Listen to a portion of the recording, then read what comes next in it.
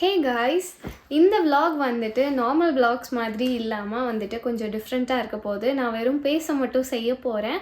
And நீங்கள் thumbnail பார்த்துருப்பீங்க, பார்த்ததுமே தெரிஞ்சிருக்கும். எஸ், நான் இப்போ வந்துட்டு ஸ்மைல் லேசர் பற்றி தான் நான் பேச போகிறேன். என்னோடய பர்சனல் எக்ஸ்பீரியன்ஸ் வந்துட்டு உங்களோட நான் ஷேர் பண்ண போகிறேன்.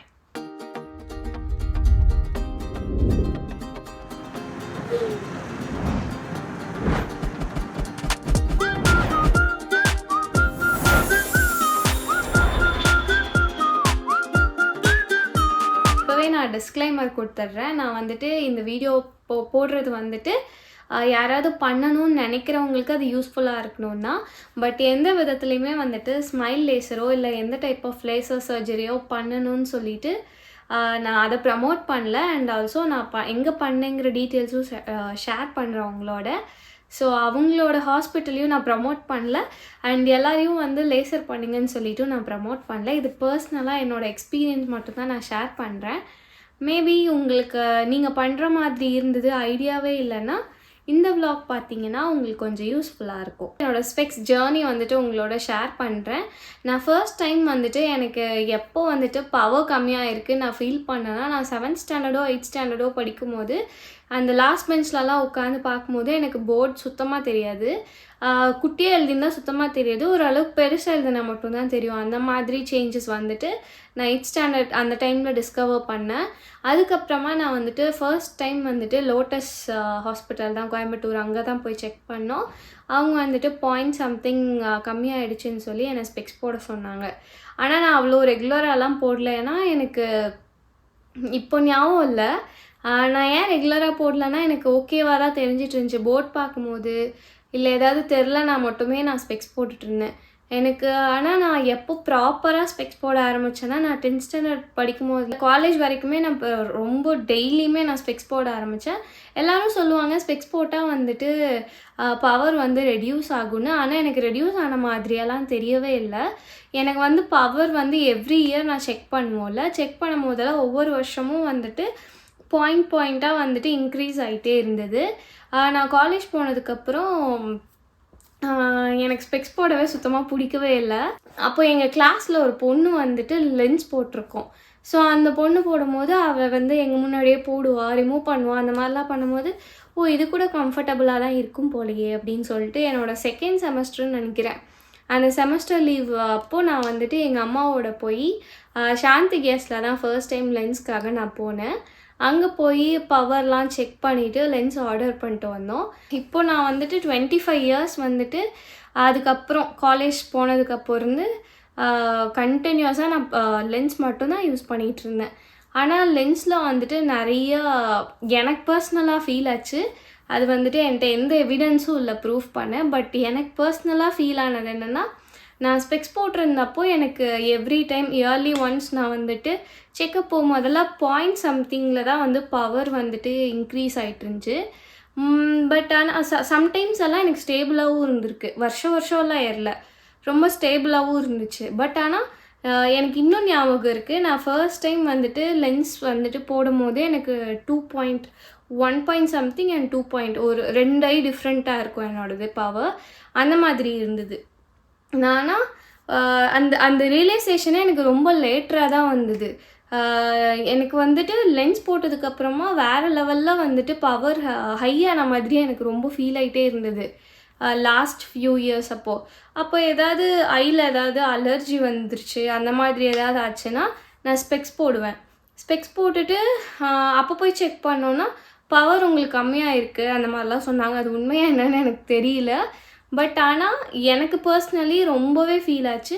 எனக்கு ஸ்பெக்ஸ் விட லென்ஸ் போடும் போது எனக்கு பவர் ரொம்ப எக்ஸ்ட்ரீம் ஹை. ஒவ்வொரு டைமும் வந்துட்டு பாயிண்ட்டாக இல்லை 1 இதுவோ அப்படி எனக்கு இன்க்ரீஸ் ஆகிட்டே இருந்தது. நிறைய பேட் எக்ஸ்பீரியன்ஸும் இருக்குது லென்ஸில். எனக்கு இன்னும் ஞாபகம் இருக்குது, நான் ஒரு தடவை காலேஜ் விட்டு வந்துட்டு இருக்கும்போது செம்ம காற்று. அப்போது இத்தனைக்கும் நான் வந்துட்டு ஹெல்மெட்டும் போட்டிருந்தேன். அதை தாண்டி வந்துட்டு என்னோடய லெஃப்ட் ஐ லென்ஸ் வந்து பறந்துருச்சு. எனக்கு அது ரியலைஸ் ஆகவே லேட் ஆச்சு. ஏன்னா ஒரு ஐ வந்து ஃபுல் பவரில் இருக்குது. எனக்கு ஒரு மாதிரி கண்ணெல்லாம் உறுத்த ஆரம்பிச்சுது ஃபஸ்ட்டு. அதுக்கப்புறம் தான் எனக்கு வந்து வீட்டுக்கு வர பாதி வழியில் தான் எனக்கு ஓகே இந்த லென்ஸ் போயிடுச்சுங்கிற ஃபீல் வந்துச்சு. அன்றைக்கி வந்து செம்ம வெக்ஸ் ஆயிடுச்சு. எனக்கு ஒரு மாதிரி செம்ம அப்செட் ஆகிடுச்சு. அப்போ எங்கள் அம்மாட்ட வந்து சொன்னேன், எனக்கு வந்து இப்படி ஒரு ஒரு லென்ஸ் வந்து பறந்துருச்சுன்னொன்னே எங்கள் அம்மா வந்து செம்ம அப்செட் ஆகிட்டாங்க. எங்கள் அம்மாவுக்கு லிட்ரலி அது வந்துட்டு ஒரு பிக்கெஸ்ட் நைட்மேர் மாதிரி. நான் வந்துட்டு ஏதோ எங்கள் அம்மா யோசிச்சுக்கிட்டாங்க, என் பொண்ணு கண்ணே தெரியாமல் அப்படியே வந்திருக்கா அப்படிங்கிற மாதிரி. ஆனால் அந்தளவுக்கெல்லாம் இல்லை, எனக்கு இந்த கண்ணில் பவர் இருந்துச்சு.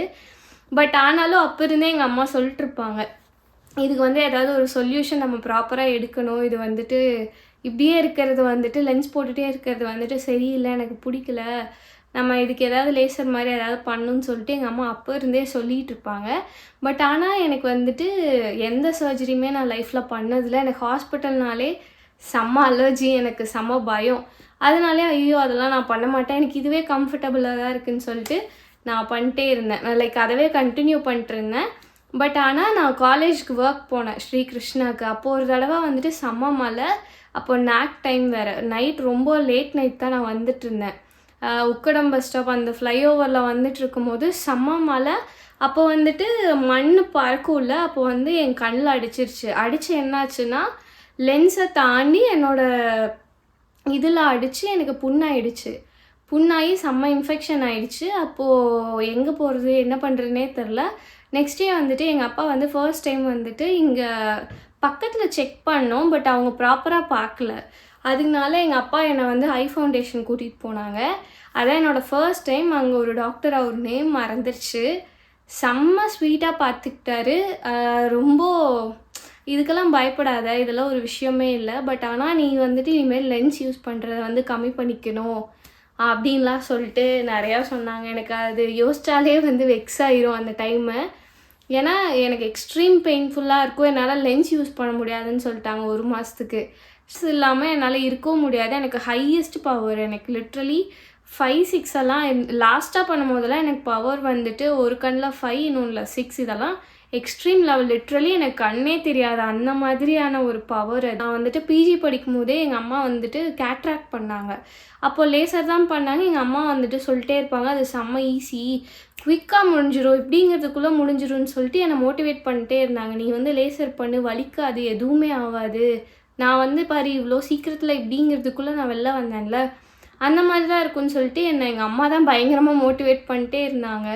அதுக்கப்புறமா எனக்கு வெட்டிங்கும் ஃபிக்ஸ் ஆகிடுச்சு. ஃபிக்ஸ் ஆனதுக்கப்புறமும் எனக்கு நார்மலாக தான் இருந்துச்சு, எல்லாமே ஓகே அப்படிங்கிற மாதிரி தான் இருந்துச்சு. நான் அப்போது லென்ஸ் தான் யூஸ் பண்ணிகிட்டு இருந்தேன். ப்ராசஸ் ஸ்டார்ட் பண்ணும் போதே பேரலாக வந்துட்டு இதுவும் வந்து பார்த்துட்டு இருந்தோம். சரி எங்கள் அம்மா ரொம்ப கம்பல் பண்ணுறாங்களேன்னு சொல்லிட்டு கோயம்புத்தூரில் சரி ஃபஸ்ட்டு அரவிந்த் ஹாஸ்பிட்டலில் அம்மா பண்ணாங்க, நம்மளும் அங்கேயே போய் பார்க்கலான்னு சொல்லிட்டு நானும் எங்கள் அம்மாவும் தான் போனோம். ஒன் ஆஃப் த வேர்ஸ்ட் டே அதுதான். அங்கே போயிட்டு அப்போவே வந்து அவங்க சொன்னாங்க, நீங்கள் பே பண்ணிங்கன்னா இப்போவே எல்லாம் அந்த நம்ம வந்துட்டு ஆப்ரேஷன் பண்ண முடியுமா இல்லையான்னு சொல்லிட்டு சில டெஸ்ட்லாம் எடுப்பாங்க. எடுத்துகிட்டு நாங்கள் இமீடியட்டாக சொல்லிவிடுவோன்னு சொன்னாங்கன்னா சரி ஓகே, நாங்கள் சும்மா செக் பண்ண தான் போனோம், விசாரிக்க தான் போனோம். அப்புறம் பார்த்தா சரி செக் பண்ணிடலான்னு சொல்லிட்டு எல்லாம் பே பண்ணி அந்த ஃபுல் டே வந்துட்டு ரொம்ப பெரிய லாங் ப்ராசஸ். அங்கே அது ஒரு மாதிரி கவர்மெண்ட் ஹாஸ்பிட்டல் மாதிரி பிஹேவ் பண்ணுவாங்க. எங்கே போனாலும் வந்துட்டு ஒரு 10 பேரை சேர்த்துக்கிட்டு வாங்க அப்படின்னு சொல்லிட்டு ஆடு மாடை ஓட்டுற மாதிரி ஒவ்வொரு லேபுக்கும் அந்த மாதிரி தான் கூட்டிகிட்டு போவாங்க. ரொம்ப பேட் எக்ஸ்பீரியன்ஸ் எனக்கு அங்கே. எல்லாம் முடிச்சுட்டு லாஸ்ட்டாக டாக்டர் பார்க்கும்போது உங்களால் லேசர்லாம் பண்ண முடியாது, உங்களுக்கு வந்துட்டு நீங்கள் என்ன பண்ணுங்கள், அவங்க ஏன்னு சொல்லலை, லைக் எங்களுக்கு ப்ராப்பராக ஒரு எக்ஸ்ப்ளனேஷனே அந்த டாக்டர் கொடுக்கவே இல்லை. அவங்க வந்துட்டு என் மண்டையில் என்ன திணிக்க பார்த்தாங்கன்னா, உனக்கு வந்துட்டு லென்ஸ் வைக்கணும், நீ லென்ஸ் தானே யூஸ் பண்ணிகிட்டு இருந்த, ஸோ நீ வந்து உள்ளே லென்ஸ் வச்சுக்கோன்னு சொல்லிட்டு அதவே ப்ரமோட் பண்ண மாதிரி எனக்கு இருந்தது. ஸோ எனக்கு ஒரு மாதிரி வெக்ஸ் ஆயிடுச்சு, என்னடா லேசரும் நம்மளால் பண்ண முடியாதான்னு சொல்லிட்டு செம்ம வெக்ஸ் ஆகி நான் அழுகவே ஆரம்பிச்சிட்டேன். எனக்கு ஒரு மாதிரி செம்ம டிப்ரெஷன் ஆயிடுச்சு அன்றைக்கி. என்ன இப்படி சொல்லிட்டானுங்கன்னு சொல்லிட்டு அழுதுகிட்டே வந்துட்டு வந்தேன் வீட்டுக்கு. வந்து ஒரே அழுக, பிரசாந்த் அப்புறம் எங்கள் அப்பா எல்லோரும் என்னை ரொம்ப காம்ப்ரமைஸ் பண்ணாங்க. எங்கள் அப்பா தான் சொன்னாங்க, இவன் ஒருத்தங்கிட்ட தானே போய் கேட்டோம், இப்படி சொல்லிட்டா என்ன பரவாயில்ல, நம்ம வந்துட்டு வேறு ஹாஸ்பிட்டல்ஸும் போய் செக் பண்ணலாம், நம்ம இன்னும் 2-3 ஒப்பீனியன் கேட்கலாம் அப்படின்னு சொல்லிட்டு எங்கள் அப்பா சொன்னாங்க. பிரசாந்தும் என்ன சொன்னாங்கன்னா, நம்ம 2-3 டாக்டர் 2-3 ஹாஸ்பிட்டலில் செக் பண்ணலாம், எல்லாருமே ஒரே மாதிரி சொன்னாங்கன்னா ஓகே, பட் ஆனால் இன்னும் ஏதாவது பெட்டர் ஆப்ஷன் இருந்தால் நம்ம அதை கூட செக் பண்ணலான்னு சொன்னாங்க. எங்கள் அப்பாவுக்கு வந்துட்டு நாங்கள் அரவிந்த் போனதே ஃபஸ்ட் பிடிக்கல, அங்கே போய் நீங்கள் ஃபஸ்ட்டு எதுக்கு இதெல்லாம் கேட்டீங்க, அங்கே இன்னுமே நிறைய அட்வான்ஸ்டாகவே எதுவுமே இல்லை, நீ வா நம்ம வந்துட்டு நாளைக்கே வந்துட்டு ஐ ஃபவுண்டேஷன் போகலான்னு சொல்லிட்டு எங்கள் அப்பா வந்து சொன்னார். சரி ஓகே, நாளைக்கெல்லாம் நான் வரமாட்டேன்னு சொல்லிட்டு ஒரு 1 வீக் நான் வெயிட் பண்ணிட்டு அதுக்கப்புறமா தான் நான் ஐ ஃபவுண்டேஷனே போனேன். எங்கள் அப்பா அம்மாலாம் வந்துட்டு ஐ ஃபவுண்டேஷன் போனோம், ஆர்எஸ்புரமில் இருக்கிறது. அதுதான் நான் அதுக்கு முன்னாடி ஒருக்கா விசிட் பண்ணேன். ஸ்ரேயாஸ் அந்த டாக்டர் பேர், ஃபஸ்ட்டு சொன்னேன்ல அந்த டாக்டர், நல்ல டாக்டர் அவர் தான். அவரு தான் பார்க்கணும்னு சொன்னேன். பட் ஆனால் அவங்க வேறு ஒரு டாக்டர் இருந்தாங்க. அண்ட் அவங்க அதே மாதிரி தான் அங்கே என்ன பண்ணமோ அதே சிமிலர் டெஸ்ட்லாம் எடுக்க சொன்னாங்க. ஸோ பரவாயில்லன்னு சொல்லிட்டு திருப்பி இங்கேயும் பே பண்ணிட்டு எல்லா டெஸ்ட்டும் எடுத்துட்டு லாஸ்ட்டாக வந்துட்டு நமக்கு என்னெல்லாம் லைக் ஆப்ஷன்ஸ் இருக்குதுன்னு சொல்லிட்டு ஒரு டாக்டர் வந்து சஜஸ்ட் பண்ணுவாங்க. அவங்க சஜஸ்ட் பண்ணும்போது எனக்கு ஃபர்ஸ்ட் கொடுத்த ஆப்ஷன் வந்துட்டு ஸ்மைலு, அதுக்கப்புறம் லேசர், இந்த மாதிரி 4-5 ஆப்ஷன் கொடுத்தாங்க. எனக்கு அந்த உள்ளே வந்துட்டு லைஃப் லாங் லென்ஸ் வைக்கிற ஆப்ஷன் அவங்க கொடுக்கவே இல்லை. நான் வந்து அவங்கக்கிட்டே கேட்டேன், அந்த ஆப்ஷன் இருக்கா அப்படின்னதுக்கு, நீங்கள் எதுக்கு அந்த ஆப்ஷன் போகணும், உங்களுக்கு இதுவே கரெக்டாக இருக்குமே, நீங்கள் ஏன் அது பண்ணணுன்னு சொல்லிட்டு அவங்க சொன்னாங்க. அப்போ நான் அவங்கக்கிட்டேயே சொன்னேன், நாங்கள் அரவிந்த் போனோம் இப்படி சொன்னாங்கன்னா ரிப்போர்ட்ஸ் கொடுங்க அப்படின்னாங்க. நாங்கள் அரவிந்த் ஹாஸ்பிட்டலில் கேட்கும் போது எங்களுக்கு ரிப்போர்ட்ஸே கொடுக்கல. ஸோ மேபி நாங்கள் வெளில போய் கன்சல்ட் பண்ணிடுவோம், என்னன்னு தெரில. பட் ஆனால் அவங்க எதுவுமே கொடுக்கல. அவங்க எனக்கு கொடுத்ததெல்லாம் நீ இதுதான் பண்ணணும்னு தான். சரி போய் தொலைதுன்னு சொல்லி அதை விட்டுட்டு இங்கே கேட்கும் போது நீங்கள் தாராளமாக ஸ்மைல் பண்ணலான்னு சொல்லிட்டு அவர் என்னோடய எல்லா ரிப்போர்ட்ஸுமே காமிச்சு இது இருந்தால் இது ஓகே தான்னு சொல்லிட்டு ஒரு ப்ரீஃபான எக்ஸ்ப்ளனேஷன் கொடுத்தாரு. அண்ட் இந்த சர்ஜரி வந்துட்டு நம்ம முன்னாடியே புக் பண்ணோம். நமக்கு எந்த டாக்டர் வேணும்னு நம்ம சூஸ் பண்ணோம். வந்துட்டு எந்த டே சூஸ் பண்ணுறோமோ அந்த டேக்கு எந்த டாக்டர் அவைலபிளோ அவங்க தான் சர்ஜரி பண்ணுவாங்க. அவங்க வந்து ஆக்சுவலி ஒரு டைம் டேபிள் மாதிரி வச்சுருக்காங்க. இந்த டே வந்தால் இந்த டாக்டர் தான் வந்து சர்ஜன் சொல்லிட்டு ஒரு லிஸ்ட் வச்சுருப்பாங்க. அதில் வந்துட்டு நான் யோசித்தது எங்கள் அப்பா அம்மா ஃபீல் பண்ணது வந்துட்டு ராமமூர்த்தி சார் வந்துட்டு பெஸ்ட்டாக இருக்குன்னு சொல்லிட்டு நாங்கள் பர்சனலாக ஃபீல் பண்ணோம். ஏன்னா அவரோட எக்ஸ்பீரியன்ஸ், அதுக்கப்புறமா அவர் தான் இந்த ஹாஸ்பிட்டலோட ஃபவுண்டர் அண்ட் செம்ம எக்ஸ்பீரியன்ஸ்டு அவர். அதனால சரி அவர்கிட்டயே பண்ணலாம், அவர் இந்த மாதிரி நிறைய ஆப்ரேஷன்ஸ் பார்த்துருப்பாரு, எல்லாம் ஓகே எக்ஸ்பீரியன்ஸ்டாகவும் இருக்காருன்னு சொல்லி நான் அவர்கிட்டயே பண்ணலான்னு சொல்லி. பட் ஆனால் எப்போ பண்ணுறதுன்னு நாங்கள் யோசிக்கல. ஏன்னா நம்ம வந்து அமௌண்ட் ரெடி பண்ணணும், அதுக்கப்புறம் நான் மென்டலி ப்ரிப்பேர் ஆகணும், அந்த மாதிரியெல்லாம் இருந்ததுனால சரி ஓகே நான் வீட்டுக்கு போயிட்டு உங்களுக்கு நான் எப்போ பண்ணுறேன்னு சொல்லி உங்கள்கிட்ட நான் சொல்கிறேன், கால் பண்ணி கன்ஃபார்ம் பண்ணிக்கலாம். ஏன்னா எல்லா டீட்டெயில்ஸும் அவங்கக்கிட்ட இருக்கும்னு சொல்லிட்டு நாங்கள் வந்துட்டோம். ஆனால் அந்த டெஸ்ட் எல்லாமே எடுக்கும் போதே வந்துட்டு சில டெஸ்ட்டும் எடுப்பாங்க. லைக் நம்மக்கிட்ட சொல்லிட்டு தான் எடுப்பாங்க, நமக்கு வந்து ஹெச்ஐவி இருக்கா அந்த மாதிரி எல்லாம் பார்த்துட்டு நம்மகிட்ட சைன் வாங்கிட்டு தான் அந்த டெஸ்ட்டெல்லாம் எடுப்பாங்க. இந்த மாதிரி இது எல்லாத்துலேயும் நம்ம வந்துட்டு கிளியர் பண்ணி நம்ம அதுக்கு எலிஜிபிள் ஆனால் தான் வந்துட்டு நமக்கு அதை ரெக்கமெண்டே பண்ணுவாங்க. இந்த ஆப்ரேஷன் வந்து எனக்கு மொத்தமாக வந்துட்டு 1,20,000 to 30,000 எல்லாத்தையும் சேர்த்தி ஆப்ரேஷன் அதுக்கப்புறமா மெடிசன் இதெல்லாம் சேர்த்தி 1,30,000க்குள்ளே வந்துச்சு. எனக்கு எக்ஸாக்டாக தெரில. என்கிட்ட அந்த ஃபோட்டோ இல்லை ஏதாவது நான் அப்போ ஏதாவது வீடியோ எடுத்திருந்தேன்னா மேபி இதில் அட்டாச் பண்ணுறேன், நீங்கள் பாருங்கள். அண்ட் இது வந்து நம்ம ஆப்ரேஷன் போகிற அன்னைக்கு நம்ம பே பண்ணோம்னா போதும். அதெல்லாம் ஓகே ஆகி நான் மென்டலாக ப்ரிப்பேர் ஆனதுக்கப்புறம் நான் கால் பண்ணி புக் பண்ணேன். ராமமூர்த்தி சார் வந்துட்டு எவ்ரி மண்டே வந்துட்டு அவர் ஆப்ரேஷன்ஸை வந்துட்டு அவர் தான் பண்ணுவார். அண்ட் டெஃபினட்டாக நான் அவரை தான் ரெக்கமெண்டும் பண்ணுவேன். இவ்வளோ நேரம் வந்துட்டு நான் மித்த ஸ்டோரிஸ் இது எல்லாத்தையும் சொன்னேன். இப்போ ஆப்ரேஷன் வந்துட்டு எப்படி போச்சுங்கிறத நான் உங்களோட ஷேர் பண்ணுறேன். இது வந்து ரொம்ப குவிக்கஸ்ட் ஆப்ரேஷன்னா இதுதான் நான் சொல்லுவேன். நாங்கள் போயிட்டு வெயிட் பண்ணும்போது மத்தியானம் வர சொல்லுவாங்க. ஒரு 1-2 hours முன்னாடியே நம்ம அங்கே போய் அந்த ப்ரொசீஜர்லாம் முடிச்சுட்டு நம்ம வெயிட் பண்ணோம். அண்ட் டாக்டர் வருவாங்க.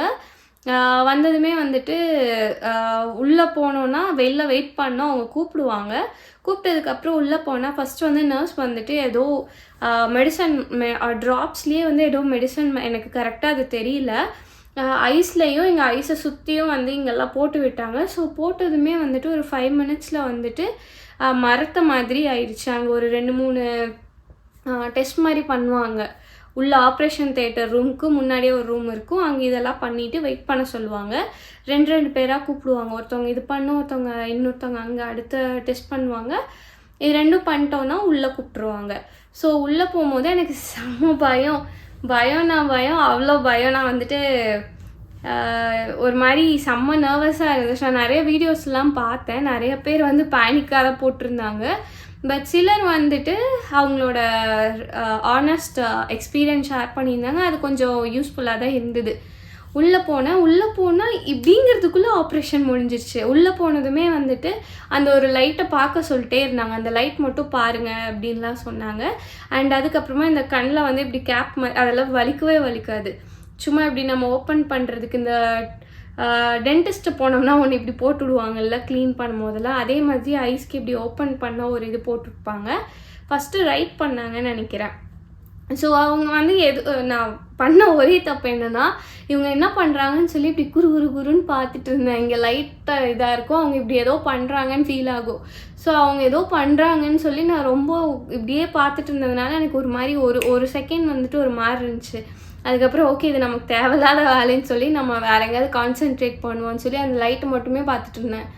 இப்படிங்கிறதுக்குள்ளே ஓகே முடிஞ்சிச்சு. இந்த சைடு இப்போ இது அவங்க சொல்லிகிட்டே இருப்பாங்க, இந்த சைடு முடிஞ்சிச்சு, இப்போ நாங்கள் லெஃப்ட் ஐ வந்துட்டு இப்போ நான் பண்ண போகிறேன் அப்படின்னு சொல்லிட்டு சொன்னாங்க.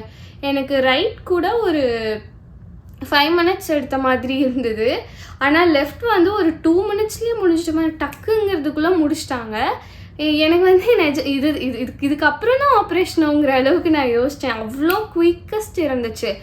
முடிச்சுட்டு வெளில வரும்போது அந்த பிளாக் கலர் கிளாஸ் கொடுப்பாங்க, போட்டு வெளில வந்தேன்.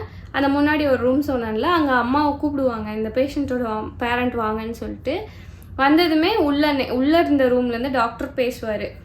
இப்படி ஆப்ரேஷன் எப்படி போச்சு அந்த மாதிரியெல்லாம் சொல்லுவாங்க. ஆப்ரேஷன் நல்லா போச்சு, இப்படி மெடிக்கேஷன்ஸ் என்னென்னு சொல்லிட்டு முன்னாடி தருவாங்க, நீங்கள் அதை மட்டும் ஃபாலோ பண்ணிக்கோங்கன்னு சொல்லிட்டு கொடுத்துருவாங்க.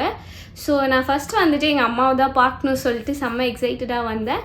அண்ட் ரொம்ப க்ளவுடியாக தான் இருக்கும், ஆனால் அதை தாண்டி ஒரு குட்டி குட்டியாக வந்துட்டு நமக்கு தெரியும், கிளியராக தெரியும்.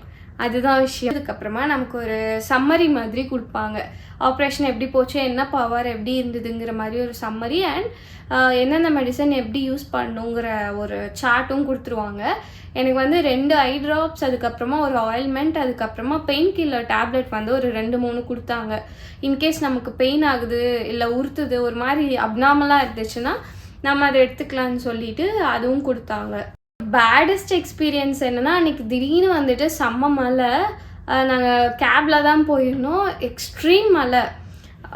அந்த மாதிரி நான் ஒரு டிராஃபிக்கில் லைஃப்லேயே நான் கோயம்புத்தூரில் ஃபேஸ் பண்ணதில்லை. ஒரு 4 hours கிட்ட வந்துட்டு ஒரு 2 hours வந்துட்டு அந்த ஆர்எஸ்புரம்லேயே நிற்கிறோம், ஒரே இடத்துல நிற்கிறோம். எனக்கு வந்துட்டு அதுவே ஒரு மாதிரி அப்நார்மல் ஆகி எனக்கு ஒரு மாதிரி வாமிட் வர மாதிரி ஒரு மாதிரி செம்ம அப்நார்மல் ஆகிட்டேன். அதுக்கப்புறம் வீட்டுக்கு வந்ததுமே வந்துட்டு எனக்கு எப்படா தூங்குவேங்கிற மாதிரி ஆக ஆரம்பிச்சிச்சு. ஏன்னா அந்த காரில் வந்த அந்த ப்ராசஸ்லேயே வந்துட்டு எனக்கு கண் வந்து லைட்டாக ஒரு மாதிரி உறுத்து உள்ள ஏதாவது முடி விழுந்துட்டா உள்ளே வந்துட்டு அந்த ஐலாஷில் இருக்க அந்த ஹேர் உள்ளே இருந்து ஒரு மாதிரி உறுத்து உள்ள இப்படி அந்த மாதிரி எனக்கு வலியெல்லாம் இல்லை, ஒரு மாதிரி அப்நார்மலாக ஃபீல் ஆகிட்டு இருந்துச்சு. வீட்டுக்கு வந்துட்டு நான் சரி நம்ம இது சரிப்பட்டு வராதுன்னு சொல்லிட்டு அந்த பெயின் கில்லர் போட்டேன். பட் ஆனால் எனக்கு இந்த ட்ராவல் எதுவுமே ஒத்துக்காதனால நான் அந்த டேப்லெட் போட்ட உடனே நான் வாமிட்டும் பண்ணிட்டேன்.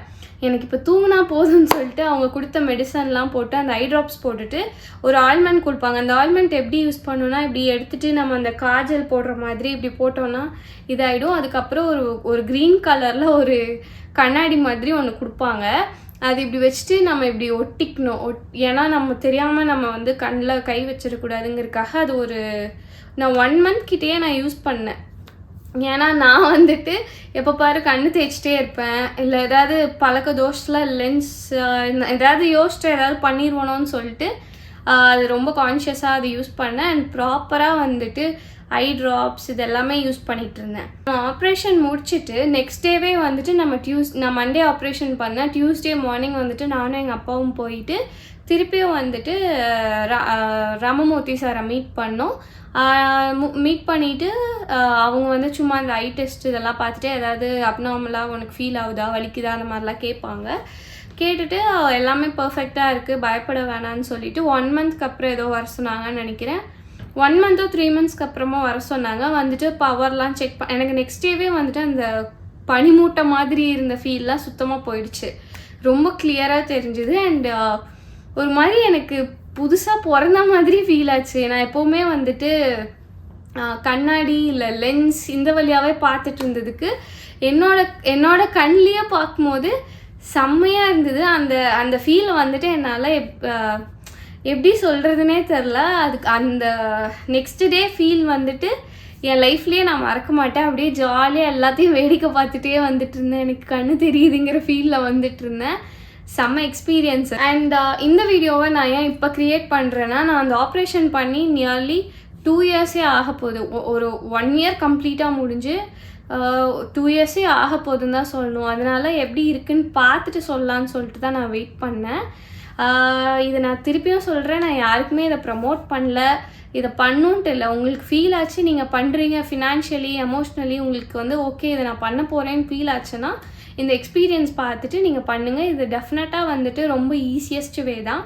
ஸோ நீங்கள் பயப்பட வேணாம். அண்ட் நான் வந்துட்டு 25 இயர்ஸில் தான் பண்ணேன். பிகாஸ் நிறைய பேர் வந்து சொன்னாங்க நம்ம 18லேயே பண்ணலான்னு நினைக்கிறேன். பட் நிறைய பேர் சொன்னாங்க பவர் ஸ்டேபிளைஸ் ஆனதுக்கப்புறமா பண்ணால் இன்னும் பெட்டராக இருக்கும்னு. அதனால் நான் 25ல் தான் பண்ணேன். அண்ட் எனக்கு நல்லா தான் இருந்துச்சு. பட் ஆனால் இப்போது இன்னொரு டிஸ்அட்வான்டேஜும் சொல்லிடுறேன். அதனாலயா என்னன்னு தெரில. பட் ஆனால் எனக்கு அதுக்கப்புறம் நான் கண்ணை இப்படி சிமிட்ட மாட்டேன். இந்த வீடியோவே பார்த்துருந்தீங்கன்னா உங்களுக்கு தெரியும்.